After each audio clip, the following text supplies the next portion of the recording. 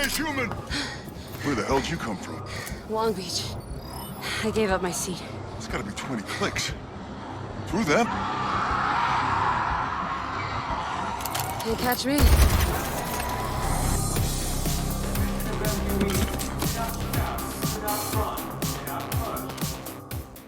What's going on, guys? Chris Casually here with my first entry in a new series that I think I'm going to call Casual Impressions. The entire point of this series is to look at new games that are coming out and give an objective point of view on how I feel about the game based on the amount of time I've spent playing it. I think Dead Island 2 is a brilliant way to start this series, as it's a game that I actually forgot that I was excited for. I mean, it was announced 9 years ago. The original came out 12 years ago, so it's perfect timing. But I had plenty of time to sit down with it, played it for about 14 hours last night, and got some really good thoughts together, so I'm just here to share them with you guys. Here are my first impressions of Dead Island 2. Dead Island was one of my favorite games in high school. Had the Left 4 Dead vibe with a semi-cohesive story and a beautifully crafted open world.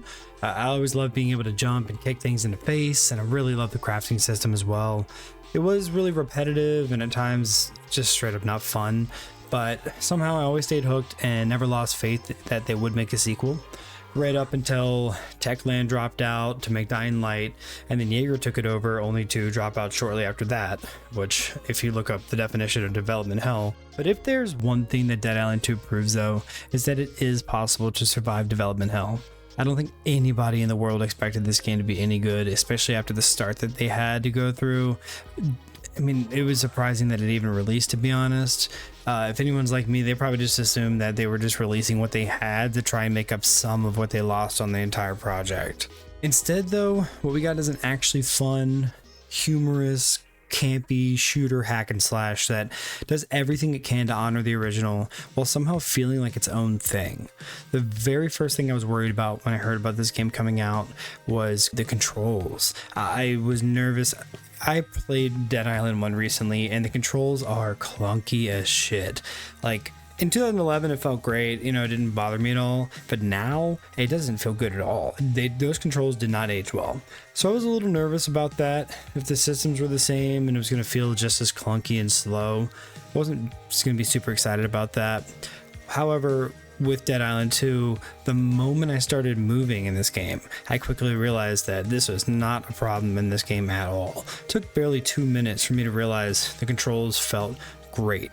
Everything felt smooth. The crouching, turning, everything was right, responsive. So controls, nothing to worry about there for me. I was also, however, worried about the graphics. I mean, the Dead Island graphics were great in 2011. We're 12 years in the future now. So knowing they started it in 2014, I was hoping that they would update graphics, and they did. I've seen some people say the graphics are bad. I don't agree with it. I don't think bad is the right word. I think the graphics are fine. I ran everything on a Series X. I think it looks great. For me, it feels like they didn't sacrifice any of the performance to have the best graphics they could. And I think that's a perfect balance. I don't need, you know, photorealistic zombies hack and slash. I just need the game to look good and run good, and that's all I can really ask for. That brings me to my final pre-purchase worry, which is bugs. It seems that every new release nowadays, we get closer and closer to a world where we just allow developers to release AAA titles with game-breaking bugs. It's a major issue right now. It's something that drives me insane, and I just don't think it's okay. We're paying a lot of money for these games, and we should be getting what we paid for. Obviously, I'm worried about that in a game like this, where it's been delayed and delayed and delayed. We've seen it before. Big one, obviously, we've seen it in is Cyberpunk. I think that if Cyberpunk released with no bugs, we would have a top 10 of the last 5 years conversation, but it's got such a stigma attached to it that that's all people ever talk about. A good example of a good game releasing perfectly, in my opinion, was the original BioShock.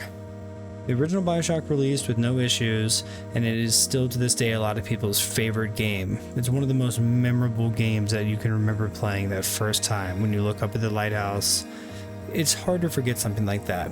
Nobody thinks about the bugs or anything because there weren't any. It was just a clean, easy, single-player game, and it is still in everybody's minds. Rushing something out does not equal good, doesn't mean that the sales are good. The game might suck anyway. I think Dead Island 2 met some goals that they set out because they didn't rush it out, obviously, but the game they got out works. There are 0 bugs. I have played the game for 14 hours straight, and I've had no bugs, graphical glitches, crashes. I've had no situation where I've had to backtrack just to continue my progress due to any kind of error in game. Not a single one. I got to play the game I paid for, no questions asked, and for me, that's massive. This is how every release should be on any platform. Now let's get to the game itself. You start off with an okay cutscene that feels like it's trying to be edgy for the sake of being edgy, which immediately had me a little bit nervous, if I'm being honest. Then people start dying and shit got really gory really fast, and it got better. But it was, it was fine. But you are put straight into the first verse of the game right after the cutscene, which is picking your character, otherwise known as a Slayer. I took the time, I went through all of them, read all of their stats, plenty of information about each character without feeling like I'm overwhelmed by the amount of information I have. I was able to take my time, and honestly, I found a character that had high agility and high toughness, and they were lacking in health recovery, so to me, that was perfect. It's exactly what I was looking for. So I sacrificed the health recovery for those 2 things and went with Danny. And I'm actually really happy I did. Immediately, almost like once you start getting into the game, I could tell her setup was perfectly fitting my playstyle. I essentially get to smack any and everything in the face with different brands of sticks, all while having no regrets. So our voice actress also did a wonderful job. She put on a wonderful performance and actually had me laughing out loud between a lot of the cringes that are written into the game. But the game rides somewhere on the line between cheesy and funny at all times, but it does it in a way that feels genuine. I think sometimes the game legitimately wants to make you laugh just to break up the monotony of zombies falling out of porta potties. But it makes me believe that I'm in like an 80s zombies movie that takes place in today LA. Some of the side quests had me like sweating from my eyes and pissed off, and some of them had me laughing from my ears, and some of the characters throughout the game feel a little flat. The story's not fantastic in any way, but in a game where I get to beat the shit out of zombies with a shovel, why the fuck would I care about that? People complain about this game's story are the same people that complain about the lack of story in movies like Terrifier. There's no reason for a story in something like this to go deep and be crazy. It's a fucking zombie game where we get to hit zombies. Just hit zombies. It's fine. As I mentioned before, the controls feel very good. Combat is incredibly smooth. There are times when I pulled something off and found myself like audibly whispering to myself, damn. It's so satisfying to whack people. Like the gunplay, I will say, doesn't feel quite as polished, but it could be done on purpose, maybe similar to Dying Light 2 where guns were meant to be like secondary to melee, but it does feel less fun to shoot things.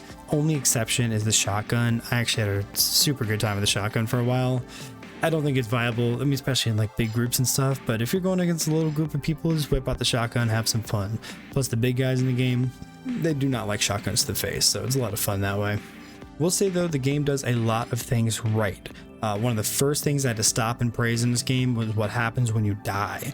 First time I died was actually, it was a bit into the game, and it was a side mission I was doing for this like influencer girl, and she had me like run a gauntlet of challenges, and I was on the second challenge, like 3 out of 10 on it, and just got cocky and forgot to heal, and I died. I was pissed. I was like, whatever, I'm gonna go through the whole thing. I reloaded. Nope, I'm still on the same second part of the challenge, and I'm still 3 out of 10 on the challenge. Not only did this game put you in a position where you can go out there, have fun, beat people up with a stick or shoot them, whatever you want to do, but if you die getting cocky and having fun, they don't punish you for it. You're allowed to get back up and try again, and you don't have to go all the way back to the start just because, you misstepped on that one block. And I think that's awesome. It makes it more fun to me, knowing that if I die, it's okay. I'm going to try again. The only thing that really happens when you die, you can die 20 times. Only thing that's going to happen is that mob you're fighting is going to reset. That's it. Everything else is the same. Your progression is the same. I love that. The next thing I fell in love with is the card system. It's a perk system where you have 4 different categories of cards and you can choose different variants of each card, and it's way more in depth than I thought it would be on first glance. It might have been a little overwhelming, but they do have a good tutorial that actually keeps the comedy up in mid-game. That actually helped me understand it a little bit. And once you start unlocking the cards, you realize how much of a game changer they can actually be. Like, you have the ability to like hone in on exactly how you want to play, and you get rewarded for doing so. Like, if you really get your cards right, you're going to feel so powerful in this game. About 10 hours into the game, I started getting these autophage cards, and the autophage system is awesome. It offers like a very interesting like give and take dynamic to the card balance that kind of makes you think a little bit more on what you're doing, and is it worth losing some things to have these much better stats, things like that. And that's only 10 to 11 hours in, and already we're getting interesting with the perk system. Just like the first Dead Island, I love the crafting system. I am an environment clicker, which I know most people know exactly what I mean by that, but for those who don't, it means I search every open door and click every single thing that looks like it could be clicked. This game is made for those like me. So many things to collect, but things that you don't really have to keep track of. You can max out on certain items, so you don't have to keep picking up all of them, like a million of them. You just pick up however many you can carry, right? And use them when you can. And somehow, always when I kill something and I'm like trying to craft something, it just seems like they always drop right when I need them. I don't know if it's part of the algorithm or if I'm just the luckiest bitch in here, but I was very happy with that. Everything I wanted to craft, I found the mats for it almost immediately. I will say the progression of the game is one of my favorite parts so far. Dead Island 1 kind of trapped you in that quest giver loop where you got to the first place with the quest giver, you'd take your quest, go do it, come back, take a quest, go do it, come back, take a quest. This one does something a little different. I'm not saying that's not in this game, but the way they handle it is different. When you first get to your quest giver, right after the tutorial starts, she gives you a quest to go to a different area, like to go to a different town.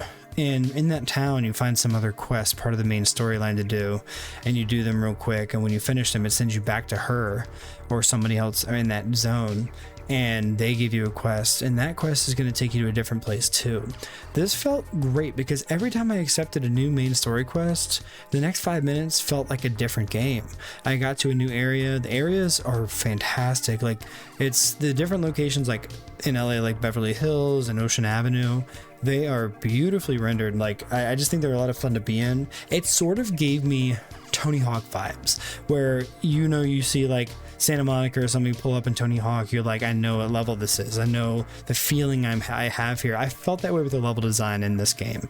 It was like every single place was a little, you know, that much different from each other that I knew exactly where I was the moment I crossed the sight line. I was like, oh, this is Beverly Hills. I don't even have to look at a map because nothing feels the same. Nothing is like the same flat fields 10 maps over. You know, it all feels hopefully recreated. One gripe I have about the game in terms of the difficulty is the boss fights.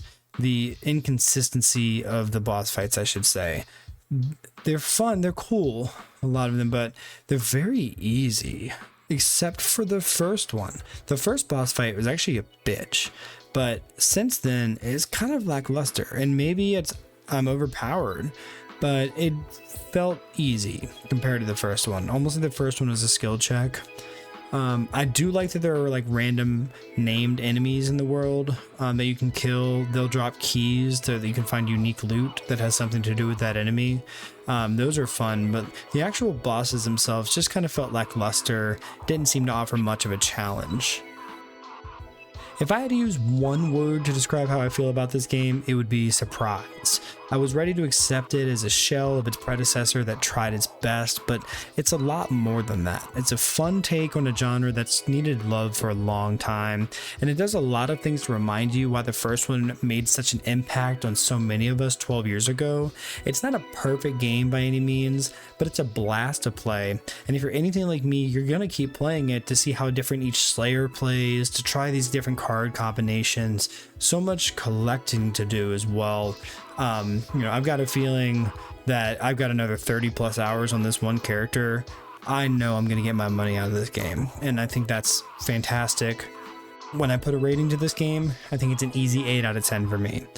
Only big weaknesses, the only true outliers are the weak story and lackluster boss battles so far. Again, I'm only 14 hours in, but so far pretty lackluster boss battles, definitely a weaker story, but I don't really care about that. I do still have to ding it. I can't give it a 10 if it's got a crap story. So I hope this review was helpful to anyone that was still kind of on the fence on buying the game.